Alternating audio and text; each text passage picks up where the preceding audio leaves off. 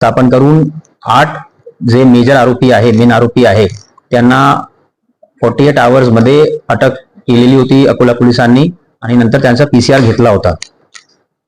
एक जे फरार आरोपी होता शिवा माडी, तो आज अटक झालेला आहे. बैतूलमध्ये आमची टीम गेली होती. बैतूलमधून त्यांना अटक केलेला आहे आणि त्याचा आज PCR सुद्धा भेटलेला आहे. हा हे क्लिष्ट स्वरूपाचा होता, कारण की हे गुन्ह्याचा एक कॉन्स्पिरसी करून हे लोकांनी प्लॅनिंग करून, पूर्व प्लॅनिंग करून हे गुन्हा केलेला होता.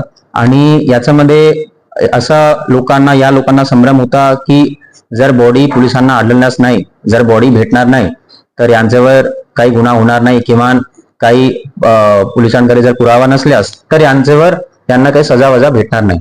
परंतु क्रिमिनल लॉ मध्ये असे भरपूर तरतूद आहे, जेव्हा कॉर्पस डेलिक्ट म्हणजे बॉडी जेव्हा भेटतात नाही तरी सुद्धा आपण गुन्हा दाखल करून जे काही पुरावे आहे, जर पुरावा नष्ट केला आहे तर पुरावा नष्ट करण्याचा कलम लावून इतर आम्ही तपास सुरू करू शकतो. तर तसा तपास सुरू केला होता अत्यंत प्रोफेशनल रित्याने. म्हणजे आमचे फॉरेन्सिक व्हॅन्स, फॉरेन्सिक अनालायझर्स, केमिकल अनालायझर्स, नंतर संत गाडगे बाबा बचाव शोध पथक, SDPOचा पथक, स्थानिक गुन्हे शाखेचे पथक यांनी एक सर्च ऑपरेशन राबवला होता.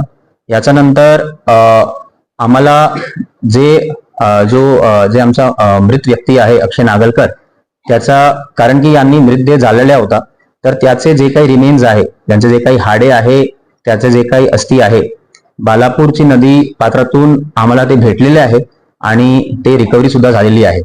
याच्यामध्ये ते एक मोठी रिकव्हरी आहे, कारण की ते तो मोठा पुरावा आहे आणि त्याचा फॉरेन्सिक अनालिसिस सुद्धा आम्ही आता ते रिमेन्स ते पाठवलेले आहे. त्याच्या DNA मॅचिंग, DNA टेस्टिंग साठी पण आम्ही पाठवलेले आहे आणि कुटुंबियांना पण आम्ही माहिती दिलेली आहे. त्यांना पण आम्ही जे काही त्यांचे फायनल राईट साठी त्यांना पाहिजे ते पण आम्ही हस्तगत करणार आहोत. पिस्टल सुद्धा रिकव्हरी झालेली आहे. 8 जिवंत कारतूस रिकव्हरी झालेली आहे. जाळण्याच्या साठी जे काही सामग्रीचा वापर केला होता ते पण आम्हाला माहिती भेटली आहे.